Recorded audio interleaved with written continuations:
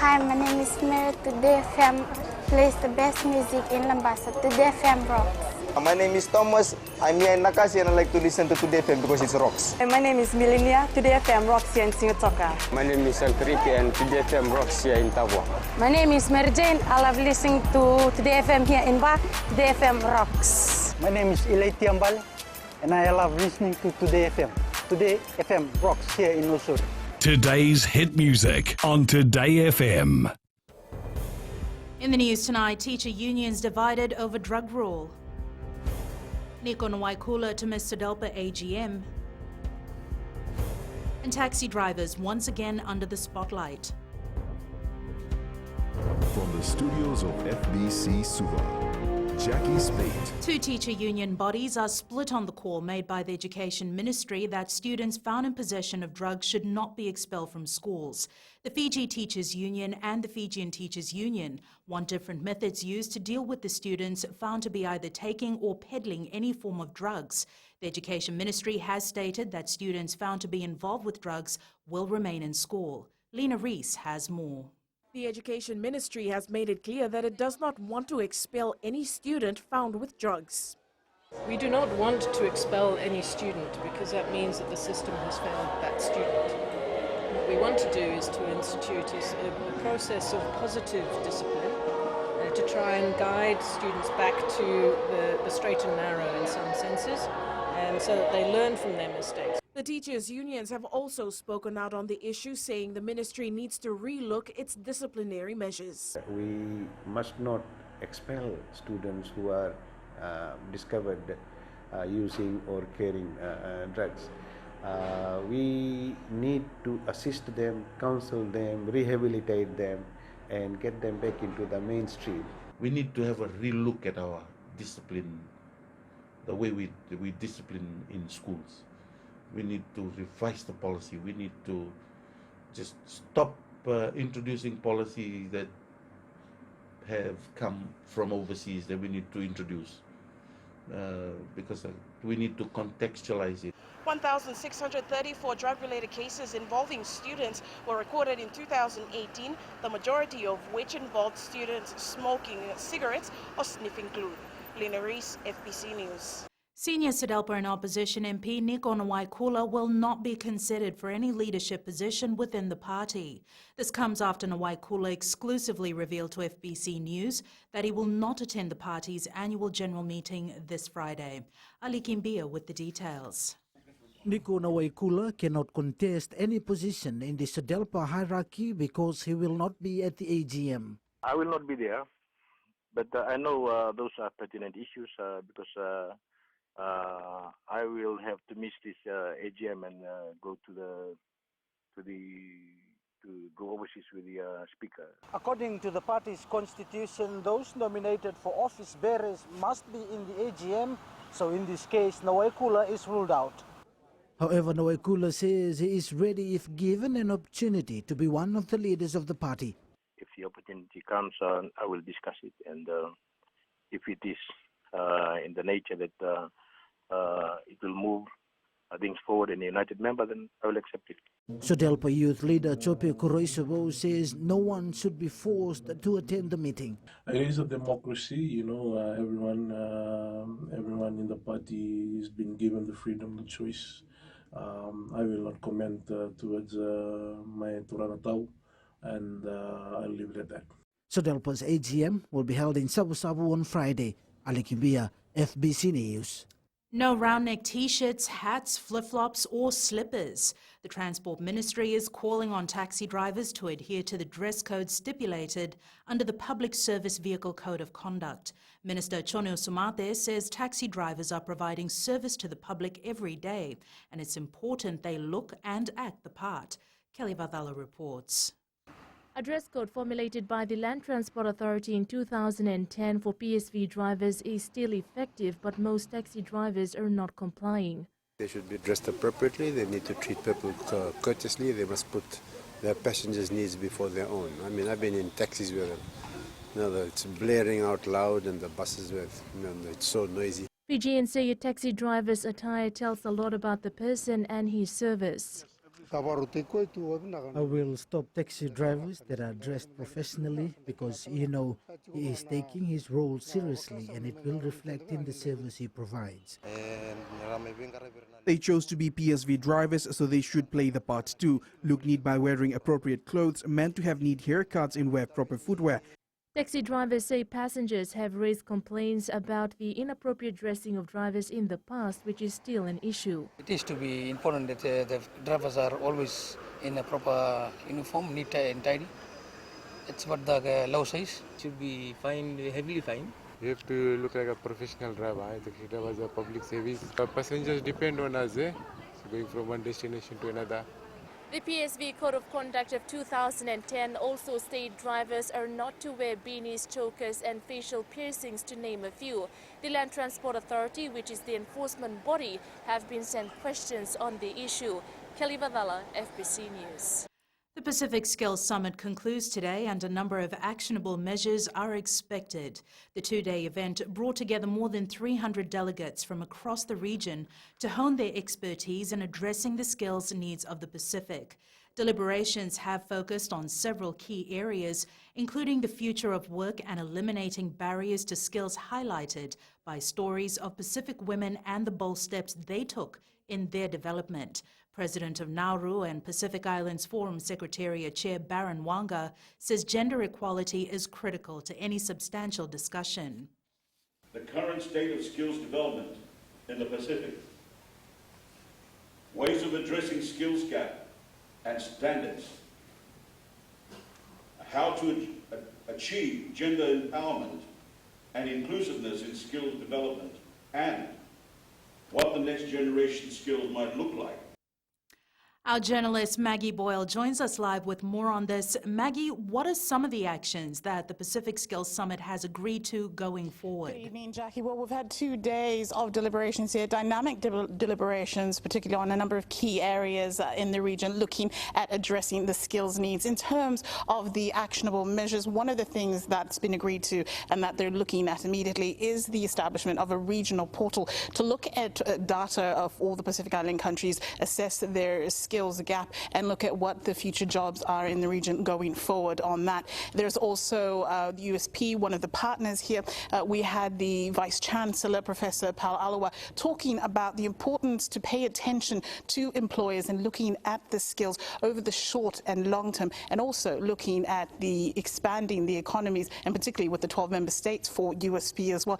He also talked about the importance of creating more entrepreneurs, a think tank to push students beyond just attaining a degree, marrying strategic priorities for each of the 12 member countries. And important to note as well, Jackie, it was really a platform for public sector, the private sector as well, to be here along with government officials and members of the civil society to talk about the areas where there is a skill shortage and there is a need to address them. Maggie, I understand one of the sectors discussed was ICT and its development. How do you see the Pacific measuring up to the rest of the world in this area? Importantly, of course, the need for ITCs, and again, USP talked about the education sector and looking at STEM, which looks at science, technology, engineering and mathematics in those fields, particularly where they want to empower more women to enter into those fields. But it was also about a balance. One of the key drivers for this summit has been the current forum chair and the president of Nauru, Baron Wanga, who talked about while it's important, human interaction is even more important, and ensuring that there's that entire humanity involved and looking at jobs that are not just about something you do for money, but something that you enjoy doing and want to do for a very long time. There was also a creative director here, Tui Lindor, who talked about do not respect technology more than it deserves. So while it is certainly a skill that is in demand, and it's a skill certainly that the region is trying to address, there was also talk about the fact that they also need to think outside the box. Jackie. Thanks so much for that, Maggie. Urban planning experts from Singapore have come up with a 58-year plan to grow Suva, Nadi and Lautoka into modern municipalities able to cater over to 1 million people. Morrow Architects and Planners, engaged by Singapore Cooperation Enterprise, is spearheading the concept master planning project. The master plan proposes the 3 municipal councils expand services, facilities, central business districts and living space for a growing population. Local Government Minister Premila Kumar says urban planning has been neglected for too long. Because our master plan is so outdated, it's like 30 plus years old, and it does not fit the purpose anymore. The plan culminates in the next 58 years, taking into consideration population growth, strain on service delivery, and synergizing the work of all Fijian authorities. It suggested that town and city boundaries be extended, services be decentralized, and additional towns be set up within larger urban settings, all culminating in the year 2075. Each institution, they've been doing their own thing, which means that there's a lot more rezoning application that comes to the town and country planning, and that gets forwarded to the minister for his or her approval. And that's where the problem starts. Moro Architects Chair Dr. Liu Tai Ke says they've left room for amendments and improvements. So this plan, although it's painted for a long term and appear to be quite specific, but we do recognize the fact that the city and the world changes from time to time. Fiji's population is expected to grow to 1.2 million by the year 2075, with most of us living in urban settings. Edwin Nand, FBC News. Up ahead, imported milk becoming an issue for local farmers. And FBC's Tech Show ready to excite all. Details after the break.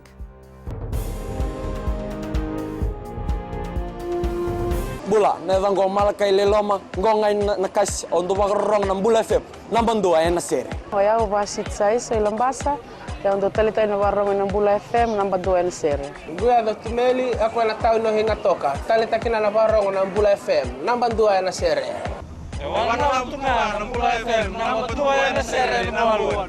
Nevang go fani na tao nang go singa toka, kita untuk talita ka ng Bula FM nambang dua na sere. Bula FM nambang dua na sere.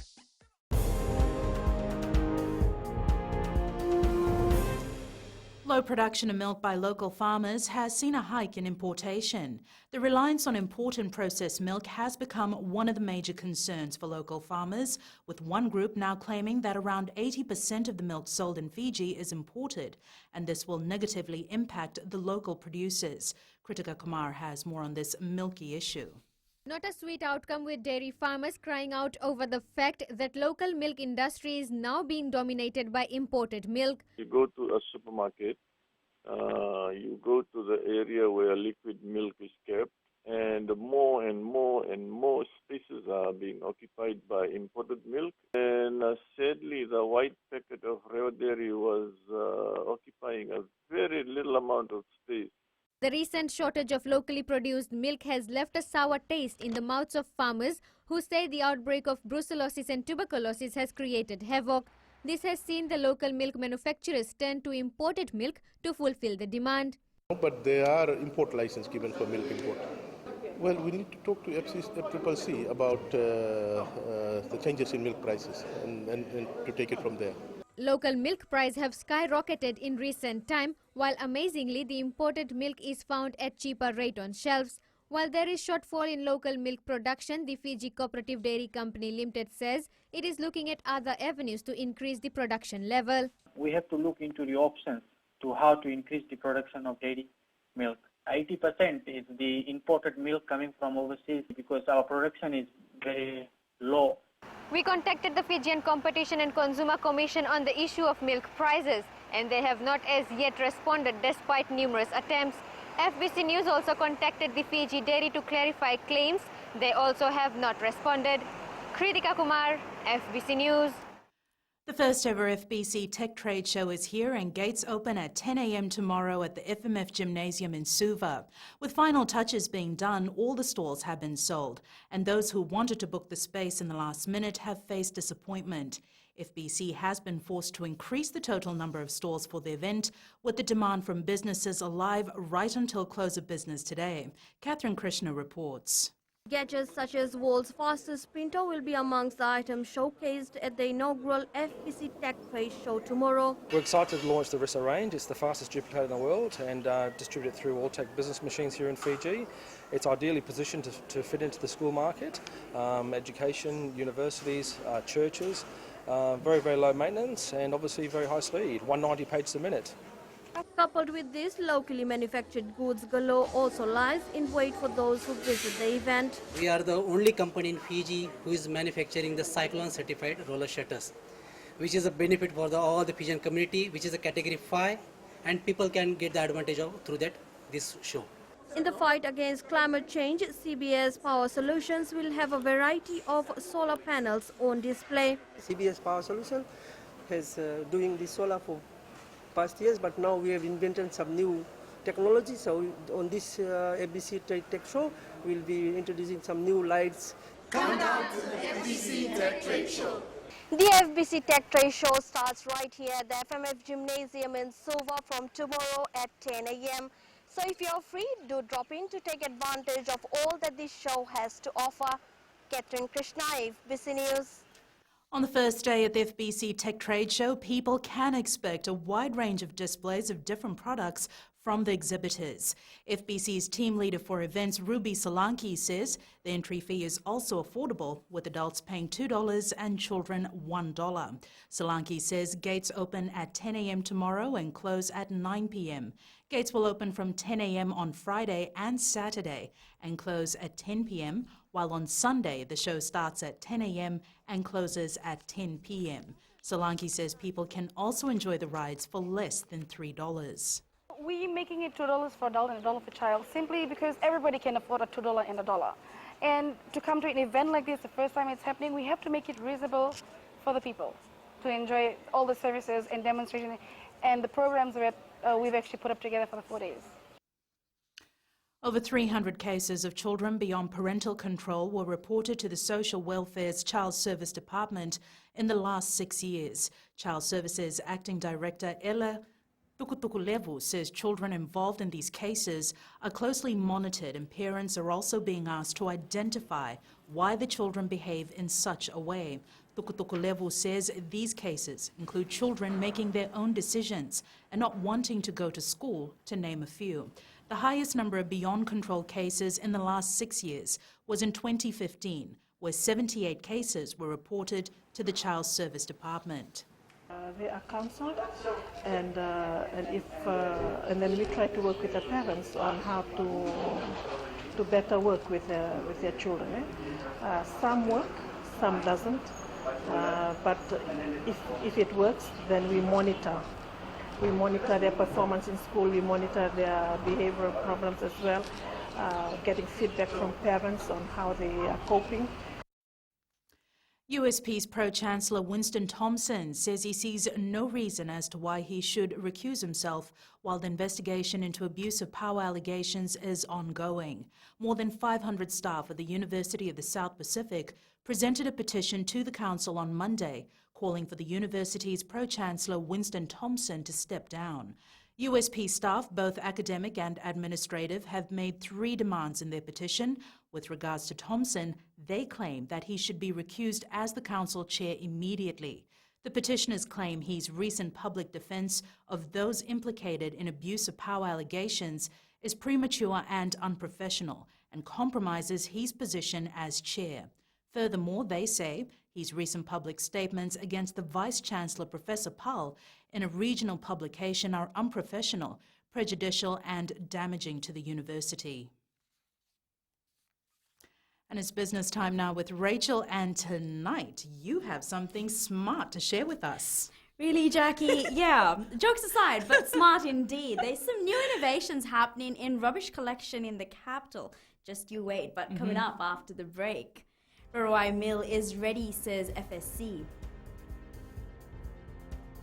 And in growing Fiji, as mentioned, new smart street bins to help in keeping Suva clean. Stay with us.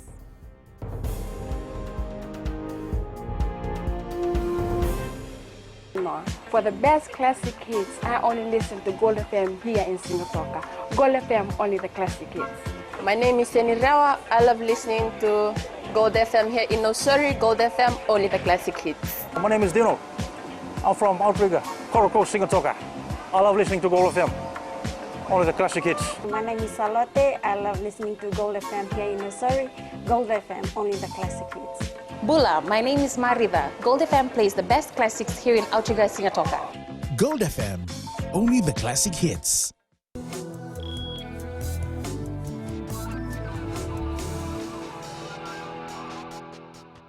Leading business tonight, sugarcane farmers in Tavua are hoping that breakdowns at the Rarai mill in Ba are minimized this crushing season.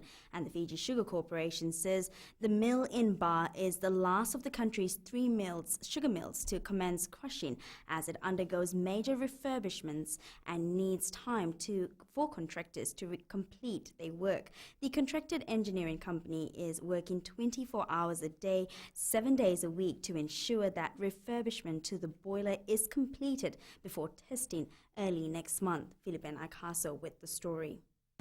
With the Rarawai mill undergoing refurbishment work, farmers are hoping that it will be ready by next month when crushing starts. All the farmers are ready, everybody is ready, but the mill is not ready. It's a big problem. The mill is the problem. Yeah. Last year, the mill was in very bad condition. The farmers load lot of plenty, plenty. Yeah. We hope the mill will be okay this year. The Rarawai mill, which is more than 40 years old, has had its fair share of refurbishment over the years. Farmers are hoping they don't have to take their cane to the Lautoka mill. More money to pay cutters, more money to pay lorry transport, more extra paid. But the time we farmers pay extra, there's no money to come at farmers' pocket. The whole time they go. Eh? For some other farmers, the mill refurbishment is the least of their problems. Machine is not ready and machine operator haven't come. We ready to cut. Two lorry we have. No, nothing. Long. They say 3-4 weeks. A total of $9.3 million has been invested by the Fiji Sugar Corporation to refurbish the boiler room here at the Rarawai mill in Ba. Philippe Naikaso, FBC News. Fiji Building Designers Association will be setting up a panel to monitor its registered members, as they have received close to 7 complaints against them this year. Association President Shailendra Mudliar says the panel will have information on registered members and will closely monitor their work. Mudliar says if the panel receives any complaints against its members, they will deregister them. He says workshops will be organized to create awareness among members. Sometimes we receive some consultants, they take money, they don't do work. Sometimes we receive complaints where they do work, the clients don't pay. So it's vice versa thing. So we're looking on it. The trade battle between the US and China continues to make headlines around the world, and Gary from HFC Bank joins us now to tell us more about this battle. The US is willing to suspend the next round of tariffs on an additional $300 billion worth of Chinese imports, while Beijing and Washington prepare to resume trade negotiations. This decision is still under consideration and may be announced after a meeting between Donald Trump and Xi Jinping set for Saturday at the Group of 20 summit in Japan. US stocks had their biggest fall in more than 3 weeks, as Federal Reserve Chairman Jerome Powell warned the downside risks to the economy have increased. Elsewhere, European shares dipped early as investors shied away from riskier assets in the face of a new round of US sanctions against Iran and doubts over whether Washington and Beijing will make any progress at the G20 summit. Close to our shores, the Reserve Bank of New Zealand kept its cash rate unchanged at 1.5% as expected, and said a lower rate may be needed over time. And that's all from HFC Bank for now. Inaka. Thanks, Gary. On to today's exchange rates as was set this morning with the G20 Economic Summit underway in Japan. It has had effect on the Fiji dollar, and that's reflected on the foreign exchange markets. It dropped against the Chinese yuan as well as the US greenback and the Aussie dollar, but made gains against the Kiwi and the Yan, but slipped slightly against the Kina and the Euro. As for the commodities market, oil prices went back on the rise, nearing $59 per barrel. Gold lost the gains it made yesterday, dropping by $23 per barrel to $1,407 per ounce, and silver closed down at $15.25 per ounce.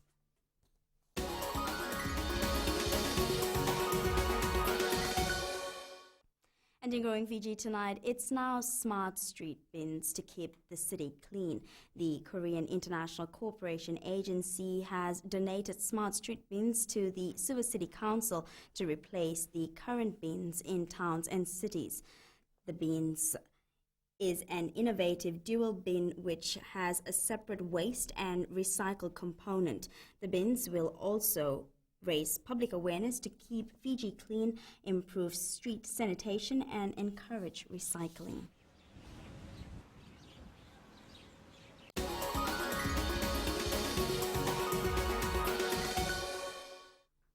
And that's it from Business Tonight. Sports is up next with Jamie, and I hear the Fiji football wonder boy will have a special role in the Pacific Games.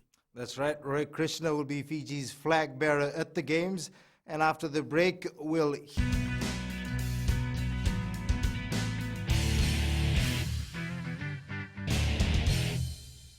Hi, I'm Jyotishma. I'm from Singatoka. I love listening to Mirchi FM. Mirchi FM is hot. Mirchi FM is #1. I'm Charlene Robert. Mirchi FM rocks in Lambasa. I'm Soname Nasori Jackson. Mirchi FM is hot. My name is Raymond Dutt. I'm in Baba Singh Alliance. Mirchi FM is hot in Lambasa. I'm Pritika from Jax Nasori. I love listening to Mirchi FM here in Nasori. Mirchi FM is hot. Mirchi FM, it's hot.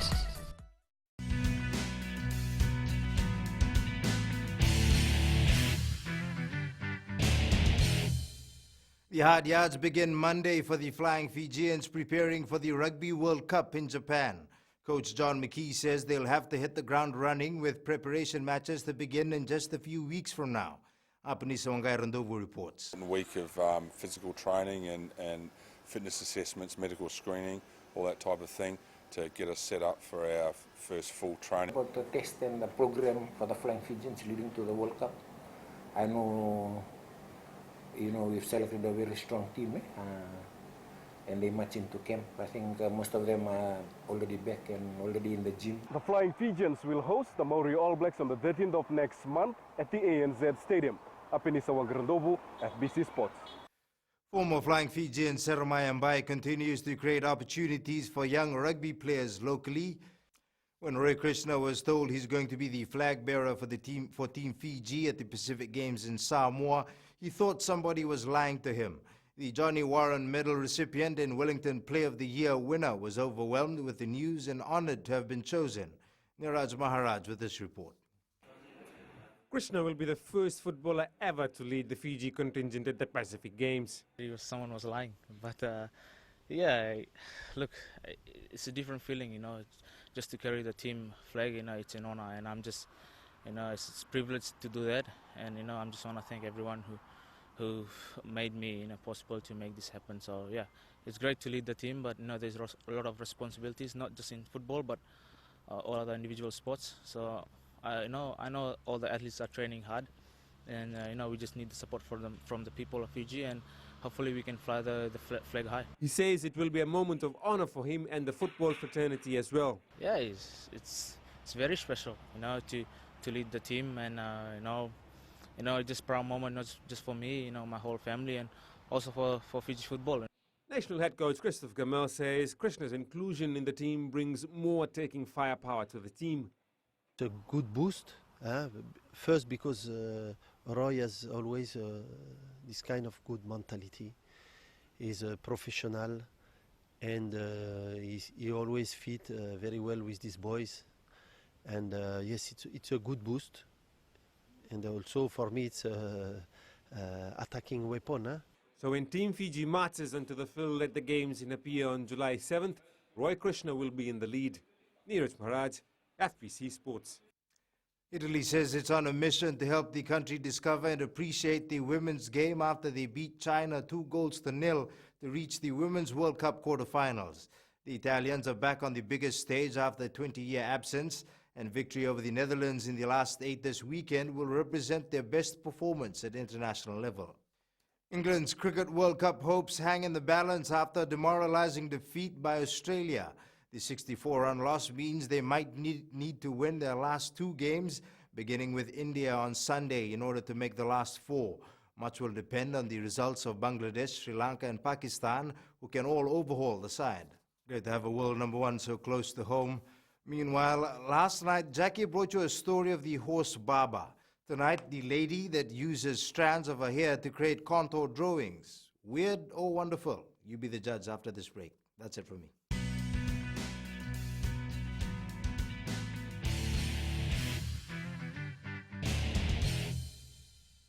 मैं नवनीत नंद नंबुआ लुम्बुआ से। जैसे प्रेनी note मशहूर है वैसे radio Fiji 2 भी सभी जगह मशहूर है। रेडियो फीजी 2 देश की धड़कन। सीमा नकाशी से मैं रेडियो फीजी 2 पसंद करती हूँ सुनने के लिए। रेडियो फीजी 2 देश की धड़कन।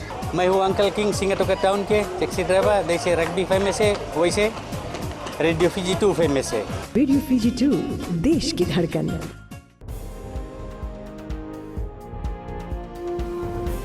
It's weather time now with Angie.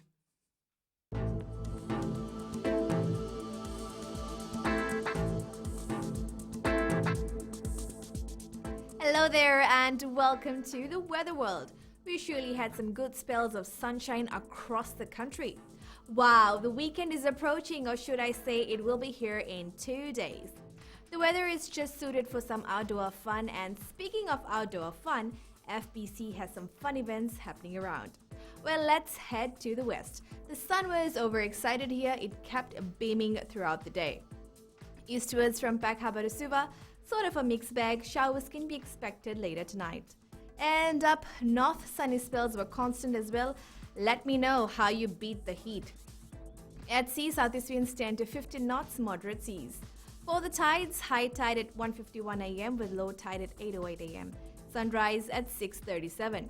For tomorrow, sunny and cool. Hey, if you're in Suva, do go and check out FBC's Tech Trade Show happening at the National Gymnasium. Some super cool stuff to look out for. Tomorrow's temps, Nandi and Lotaka will rise to 29 degrees. And looking further on to Friday, the jolly day, conditions look fine for now. And that's all from the FBC Weather World. Jackie. My kind of weather report. Thanks so much for that, Angie. With the Pacific Skills Summit having concluded today, there were a lot of good outcomes from the 2-day meet. So in Fijian Pulse, we asked, do you think Fiji will benefit from a regional job pool?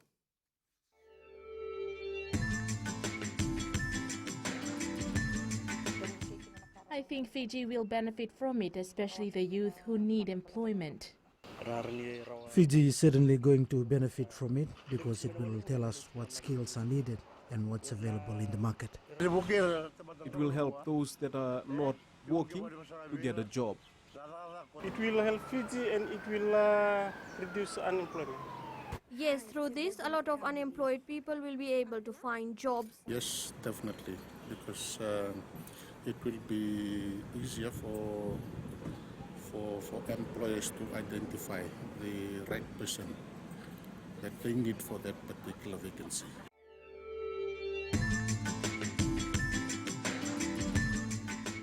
Recapping the main stories for tonight, teacher unions divided over drug rule, Nikono Waikula to Mr. Delpa AGM, and taxi drivers once again under the spotlight. Now for these stories and others, tune in daily to our sister radio station Gold FM. Our poll question, we're asking, would you consider taking a ferry to escape peak time traffic? Visit our FBC website to answer. The FBC Tech Trade Show starts tomorrow, and in our shot of the day, the final touch is being applied to the first ever Tech Trade Show, where you'll definitely want to be from tomorrow. Remember, you can send us newsworthy pictures and videos on email fbcnews@fbc.com.fj, share it with us via Facebook page, FBC News, follow and tweet us your news tips at FBC_news, hashtag FBC News. That was your FBC News for tonight. From the team and I, stay safe. Good night.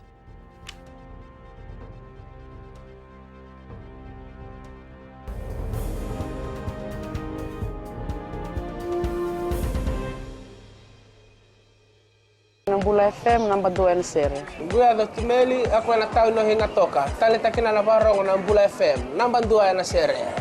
Wana tuma na Bula FM namba 2 na sere namba 1. Na vengo fani na tao ngo singa toka. Kita do tali takina Bula FM namba 2 na sere. Bula FM namba 2 na sere.